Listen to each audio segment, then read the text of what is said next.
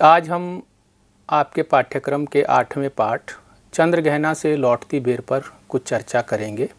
अगर आप हिंदी साहित्य के इतिहास को पढ़ें तो प्रगतिशील हिंदी काव्य धारा बहुत महत्वपूर्ण काव्य धारा मानी जाती है। उसका हिंदी साहित्य के इतिहास में महत्वपूर्ण स्थान है।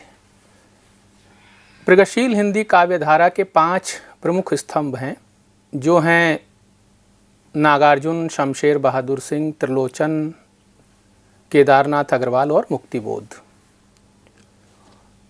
ये पांचों कवि हिंदी कविता के भी बेहद महत्वपूर्ण हस्ताक्षर हैं। हिंदी कविता में प्रगतिशील काव्यधारा का सबसे बड़ा योगदान यह रहा कि उसने कविता को लोक जीवन से जोड़ दिया। मामूली व्यक्ति के सुख दुख को उन्होंने कविता में चित्रित किया और जो प्रकृति है प्रगतिशील काव्यधारा में वो किसान की प्रकृति है, लोक की प्रकृति है, सामान्य व्यक्ति की प्रकृति है, वो पर्यटन की प्रकृति नहीं है। अगर इसी क्रम में हम केदारनाथ अग्रवाल को देखें तो उनकी कविता की मुख्य विशेषता ये है कि वे अपनी कविता में एक तो श्रम के सौंदर्य का चित्रण करते हैं और दूसरा प्रकृति के सौंदर्य का चित्रण करते हैं और इन दोनों को आपस में जोड़ने का प्रयास करते हैं। इसी से उनकी कविता निर्मित हुई है। इसी विशेषता को लिए हुए उनकी एक महत्वपूर्ण कविता को हम आज आपके सामने व्याख्यायित करेंगे, चंद्रगहना से लौटती बेर। शिक्षार्थियों, चंद्रगहना यहाँ एक स्थान का नाम है। कवि किसी चंद्रगहना नामक स्थान से लौट रहा है और लौटते हुए रास्ते में जो कुछ देख रहा है उसका चित्रण इस कविता में कर रहा है। तो इस कविता का जो शीर्षक है चंद्रगहना से लौटती बेर, जैसा कि हमने आपको बताया कि चंद्रगहना तो स्थान का नाम है और बेर का मतलब बार, वक्त, समय, यानी चंद्रगहना से लौटते समय जो कवि देख रहा है रास्ते में उसको बड़े ध्यान से देख भी रहा है और हमें दिखा भी रहा है। कवि एक खेत की मेड़ पर बैठता है रास्ते में। मेड़ का मतलब होता है खेत का वो हिस्सा जो बीच में क्यारियां बना देते हैं, उसके किनारे जो स्थान होता है ऊंचा, वहां से बैठकर वो पूरे खेत को देख रहा है। यहाँ हम आपको ये भी बताना चाहेंगे कि प्रगतिशील कविता में देखने का बहुत महत्व है। अभी हमने जिन कवियों का नाम लिया, जिनमें नागार्जुन भी हैं, केदारनाथ अग्रवाल भी हैं, मुक्तिबोध भी हैं, त्रिलोचन भी हैं, शमशेर बहादुर सिंह भी हैं, इनकी कविताओं को अगर आप पढ़ेंगे तो सब में ये पाएंगे कि कवि अपने देखने को बहुत महत्व देते हैं। यानी इन्होंने अपनी कविताओं में जो वर्णन किया है वो किसी से उधार नहीं लिया है, किसी से सुना नहीं है, वो केवल कल्पना नहीं है बल्कि आंखों देखा सच है, आंखों देखा यथार्थ है। इसीलिए इस कविता में केदारनाथ अग्रवाल ने एक पंक्ति का उपयोग किया है, लौटती बेर मैं खेत का दृश्य देख रहा हूँ। तो अगर इस देखने की बात हम करें तो इससे ये हम बता सकते हैं कि कवि अपने देखे हुए दृश्य का वर्णन इस कविता में कर रहा है। इस कविता को एक बार हम सुनेंगे, लेकिन सुनने से पहले एक बार इस कविता के मूल भाव को भी देखना ज़रूरी है। उसके बाद हम आपको इस कविता को सुनाएंगे भी। इस कविता में ग्रामीण अंचल की प्रकृति का बहुत सुंदर चित्रण किया गया है, मोहक चित्रण किया गया है। कवि चंद्रगहना नामक स्थान से लौटते हुए खेत में उगी हुई फसलों को देखता है, उनके रूप को देखता है, उनके गुणों को देखता है और कल्पना के माध्यम से उस खेत का चित्रण करता है। दूसरा, इस कविता में एक पोखर का भी चित्रण है। पोखर माने तालाब का चित्रण है और कवि तालाब में जो गतिविधियां हो रही हैं उनको बड़े ध्यान से देखते हुए बताता है कि तालाब में हवा की लहरियां उठ रही हैं, उसमें जो नीचे भूरी घास है वो भी उन लहरियों के कारण हिल रही है। इसके साथ साथ उस तालाब के जल के किनारे कुछ पत्थर हैं जो ऐसे लगता है जैसे पानी को पी रहे हों। तीसरा, एक बगुला है जो ध्यान मग्न सा लगता है लेकिन वो मछली की फिराक में ध्यान लगाए बैठा हुआ है। फिर एक चिड़िया भी है जो तेजी से जल के सतह पर झपट्टा मारती है और एक मछली को अपनी चोंच में दबाकर उड़ जाती है। ये इस कविता के जो मूल भाव हैं वे हैं। आइए अब इस कविता को एक बार सुन लेते हैं। देख आया चंद्र गहना, देखता हूँ दृश्य अब मैं, मेड़ पर इस खेत की बैठा अकेला, एक बीते के बराबर यह हरा ठिगना चना, बांधे मुरैठा शीश पर छोटे गुलाबी फूल का, सजकर खड़ा है पास ही मिलकर उगी है, बीच में अलसी हठीली, देह की पतली कमर की है लचीली, नील फूले फूल को सिर पर चढ़ाकर कह रही है जो छुए यह, दूं हृदय का दान उसको, और सरसों की न पूछो हो गई सबसे सयानी, हाथ पीले कर लिए हैं ब्याह मंडप में पधारी, फाग गाता मास फागुन आ गया है आज जैसे, देखता हूँ मैं स्वयंवर हो रहा है, प्रकृति का अनुराग अंचल हिल रहा है, इस विजन में दूर व्यापारिक नगर से प्रेम की प्रिय भूमि उपजाऊ अधिक है, और पैरों के तले है एक पोखर, उठ रही उसमें लहरियाँ, नील तल में तो उगी है घास भूरी, ले रही वह भी लहरियाँ, एक चांदी का बड़ा सा गोल खंभा, आँख को है चकमकाता, हैं कई पत्थर किनारे पी रहे चुपचाप पानी, प्यास जाने कब बुझेगी, चुप खड़ा बगुला डुबाए टांग जल में, देखते ही मीन चंचल ध्यान निद्रा त्यागता है, चट दबाकर चोंच में नीचे गले के डालता है, एक काले माथ वाली चतुर चिड़िया श्वेत पंखों के झपाटे मार फौरन टूट पड़ती है भरे जल के हृदय पर, एक उजली चटुल मछली चोंच पीली में दबाकर दूर उड़ती है गगन में। शिक्षार्थियों, आपने इस कविता को अभी सुना। आइए अब इस कविता के मुख्य बिंदुओं को एक बार देख लेते हैं। ग्रामीण अंचल के प्राकृतिक सौंदर्य का चित्रण इस कविता में किया गया है। प्रकृति के सौंदर्य और उसकी गतिशीलता में विवाह के वातावरण की कल्पना की गई है। कवि ग्रामीण वातावरण से प्रभावित होकर उसे नगरों की तुलना में अधिक प्रेम और सौहार्द से युक्त मानता है। कविता में पोखर का एक संपूर्ण चित्र खींचा गया है। प्राकृतिक सौंदर्य का वर्णन करने के लिए मानवीकरण का उपयोग है। कविता में कुछ दृश्यों में प्रतीकात्मकता भी है। शिक्षार्थियों, इन बिंदुओं के आधार पर इस कविता की हम व्याख्या भी कर सकते हैं। अभी आपने कविता को जिस तरह से सुना, उसके मुख्य बिंदुओं को जाना, उसके मूल भाव को जाना, उसके आधार पर इस कविता को अगर हमें समझना हो तो हम एक एक करके इसके दृश्यों को पहले देखेंगे। जैसा कि आपने इस कविता में पढ़ा कि सबसे पहले कवि जब लौट रहा है तो एक खेत का दृश्य है। इसके साथ साथ जब आप आगे बढ़ेंगे तो ये पाएंगे कि कवि खेत की मेड़ पर बैठा हुआ ये दृश्य देख रहा है। इस कविता के शब्दों पर ध्यान देना बेहद ज़रूरी है, क्योंकि उन शब्दों के अर्थों को जाने बिना आप कविता को नहीं समझ पाएंगे। और वो शब्द भी हमने जैसे शुरू में कहा कि बहुत सहज हैं, लोक के शब्द हैं। तो मेड़ ऐसा ही एक शब्द है जो लोक का शब्द है, और कवि मेड़ पर बैठा हुआ खेत को देख रहा है। कवि अपने द्वारा देखे जाने का स्पष्ट उल्लेख इस कविता में करता है, और वो साफ कहता है, देखता हूँ दृश्य अब मैं, मेड़ पर इस खेत की बैठा अकेला। कवि एकांत में बैठा है। जब एकांत में बैठकर किसी चीज़ को देखा जाता है तो बहुत ध्यान देना होता है उस पर। कवि भी बहुत ध्यान से उस प्राकृतिक दृश्य को, जो कि खेती से जुड़ा हुआ दृश्य है, इस कविता में देख रहा है।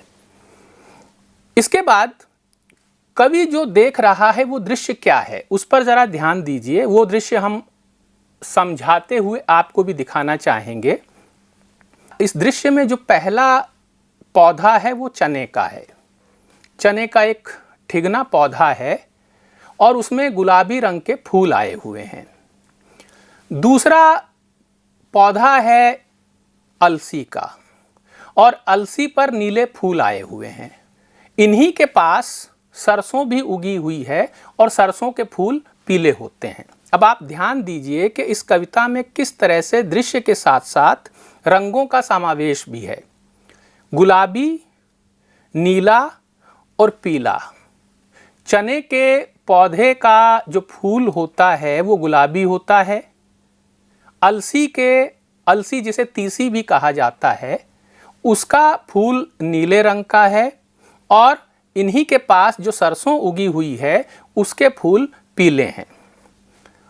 ये एक दृश्य है और ये दृश्य खेत में खड़ी हुई फसल का है और 3 फसलों का इसमें जिक्र है, जैसे चना, अलसी और सरसों। बात यहीं तक खत्म नहीं होती। कविता में कभी कभी सौंदर्य को बढ़ाने के लिए कवि कल्पना भी करता है। यहाँ हम ये देखेंगे कि कवि केदारनाथ अग्रवाल ने क्या कल्पना की है इस कविता में। चने का पौधा जिसमें कि गुलाबी रंग का फूल आया हुआ है, वो कवि को लगता है जैसे मुरैठा शब्द का प्रयोग किया है, बांधे मुरैठा शीश पर। कवि को ये लगता है जैसे वो कोई ठिगना दूल्हा है जिसने गुलाबी रंग की पगड़ी बांध रखी है।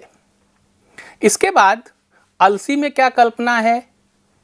अलसी का पौधा चूंकि पतला होता है, लंबा होता है और हवा के आवेग से लगातार हिलता रहता है, इसलिए उसमें उन्होंने कल्पना की कि वो गांव की जैसे चंचल और हठीली और अल्हड़ कोई लड़की हो। तीसरा सरसों। सरसों में कल्पना की कवि ने कि जैसे वो कोई सयानी लड़की है जिसने हाथ पीले कर लिए हैं। हाथ पीला करना एक मुहावरा है जो विवाह के लिए प्रयुक्त होता है। तो जो सरसों है, चूंकि स्वाभाविक रूप से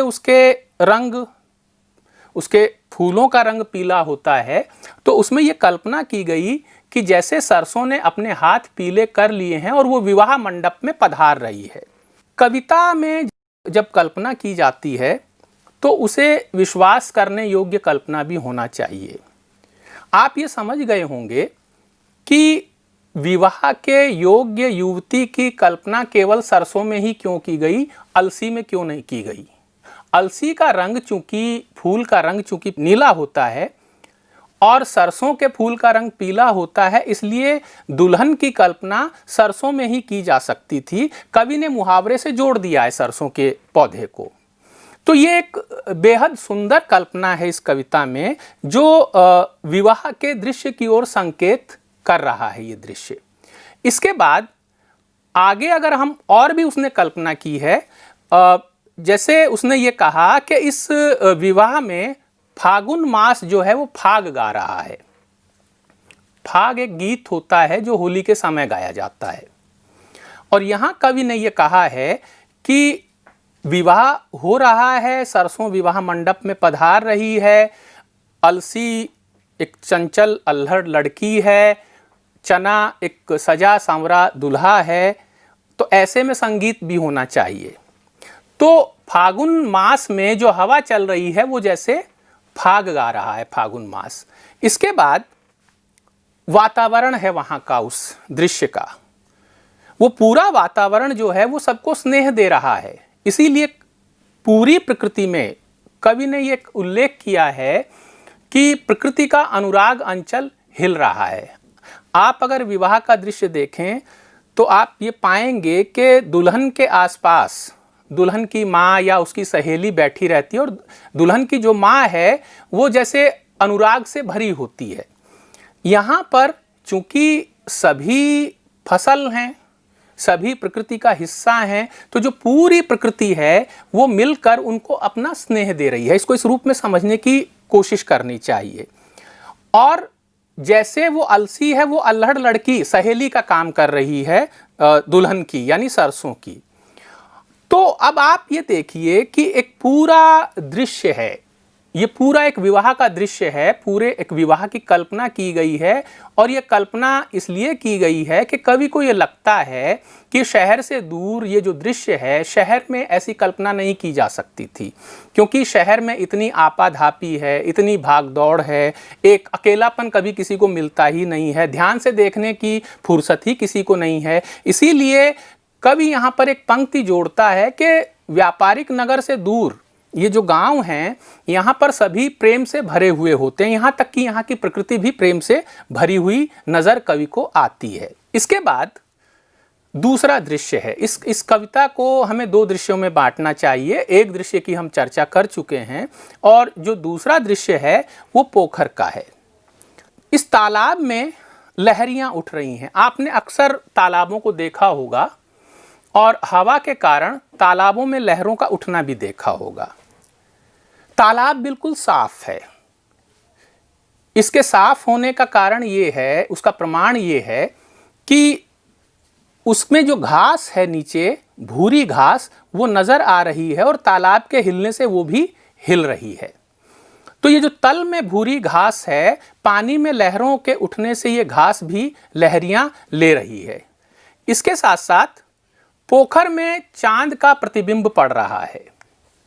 पानी में जब किसी चीज का प्रतिबिंब पड़ जाता है तो वो लंबा हो जाता है समय के हिसाब से।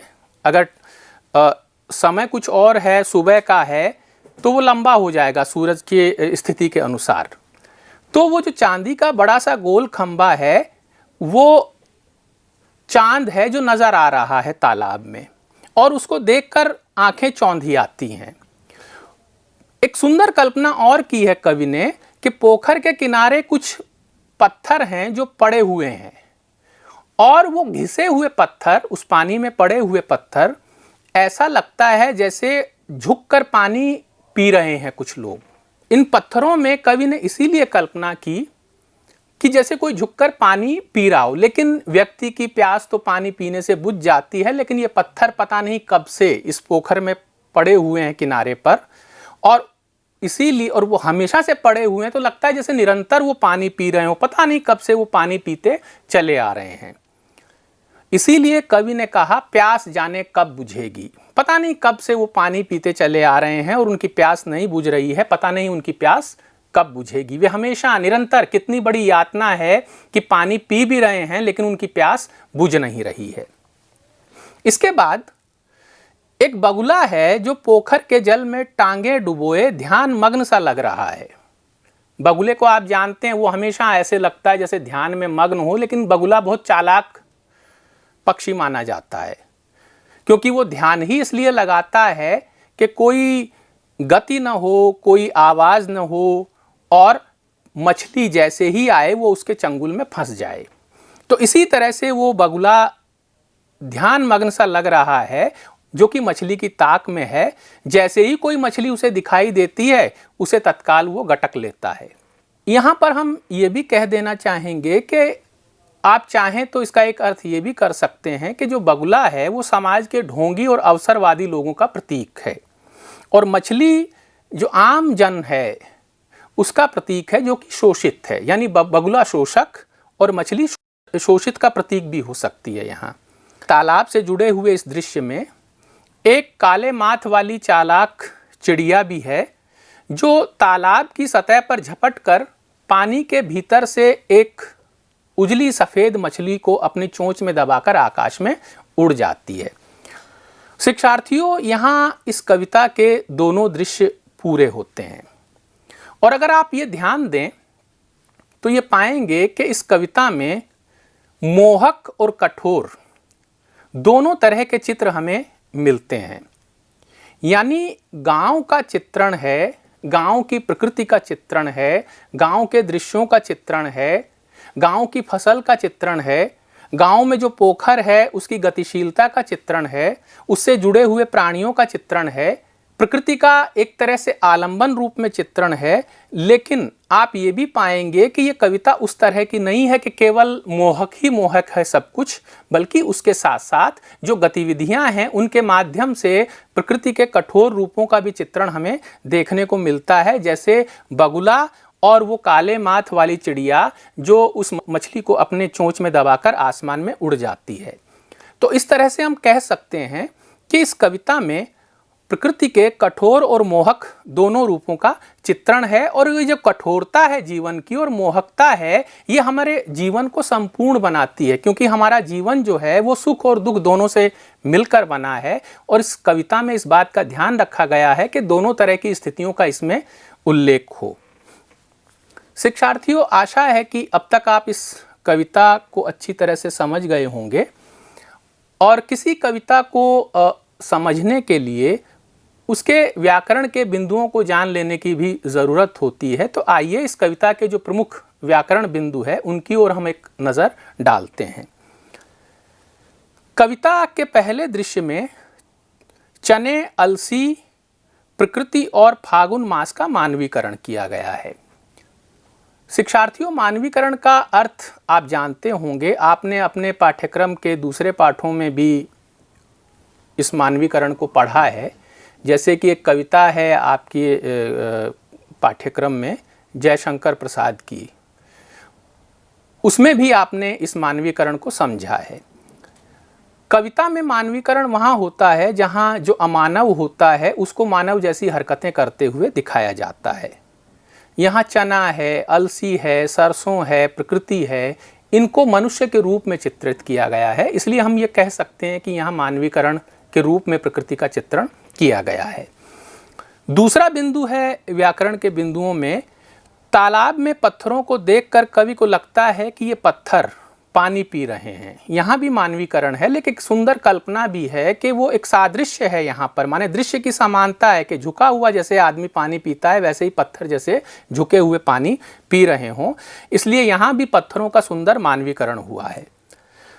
तीसरा, इस कविता में कुछ शब्दों का प्रयोग है, जैसे मुरैठा, बीते के बराबर, ठिगना, हठीली, लचीली, फाग। ये जो शब्द हैं ये सामान्य बोलचाल के शब्द हैं, कवि के परिवेश के आसपास के शब्द हैं और कविता को बेहद सहज बना रहे हैं ये शब्द। इसके साथ साथ इस कविता में सरसों के पीले फूलों को देखकर हाथ पीले करना मुहावरे का सटीक प्रयोग किया गया है। इस कविता की सराहना हम कैसे करें, इस बात को जानने के लिए सराहना के इन बिंदुओं को भी जानना ज़रूरी है। जैसे कवि द्वारा देखे हुए ग्रामीण प्राकृतिक सौंदर्य को पाठक तक पहुंचाने के लिए सुंदर कल्पना की गई है। विवाह के उत्सव का प्राकृतिक गतिशील आरोप है, यानी जो विवाह का दृश्य है उसकी कल्पना की गई है और उसका आरोप किया गया है प्रकृति की गतिशीलता पर। प्रकृति यहाँ गतिशील है, ठहरी हुई नहीं है, रुकी हुई नहीं है, स्तब्ध नहीं है, बल्कि उस प्रकृति में जो जो घटित हो रहा है उस सब को कवि दिखाता है और उस पर एक विवाह की कल्पना का आरोप करता है। अगला, इसमें सूक्ष्म पर्यवेक्षण और कल्पना से प्रकृति के अंग, वस्तुएं और गतिविधियां सहज बन पड़ी हैं। बहुत ध्यान से, दरअसल रचनाकार को कोई भी, आप भी कविता करना चाहें या कुछ लिखना चाहें तो उसके लिए ये बेहद ज़रूरी है कि हम अपने आसपास के परिवेश को बहुत ही ध्यान से देखें। बिना ध्यान से देखे हम चित्रण भी नहीं कर सकते चीज़ों का, और वो जो बारीक चित्रण जब रचना में आता है तो वो पढ़ने वाले को बेहद प्रभावित करता है। यहाँ भी कवि ने प्रकृति के एक एक तत्व को बहुत ध्यान से देखा है, उसमें अपना मन रमाया है। इसीलिए इस कविता को पढ़ने वाले का मन भी इस कविता में रमता है। वो ये देखता है कि ये जो कविता है वो हमें आकर्षित कर रही है, और इसलिए आकर्षित कर रही है कि बारीक चित्रण है इस कविता में। इसके साथ साथ मानवीकरण और रूपक अलंकारों का बेहद प्रभावशाली उपयोग इस कविता में किया गया है, और इस कविता की जो भाषा है वो भावानुकूल और सहज है। इन सराहना बिंदुओं के अतिरिक्त अगर हम अतिरिक्त रूप से इस कविता पर और कोई भी बात करना चाहें तो हम ये कह सकते हैं कि ये कविता पर्यावरण से लगाव की भी कविता है। सीधे सीधे इसमें कोई बात नहीं की गई है। आप एक अलग कविता भी पढ़ रहे हैं अपने पाठ्यक्रम में, बूढ़ी पृथ्वी का दुख।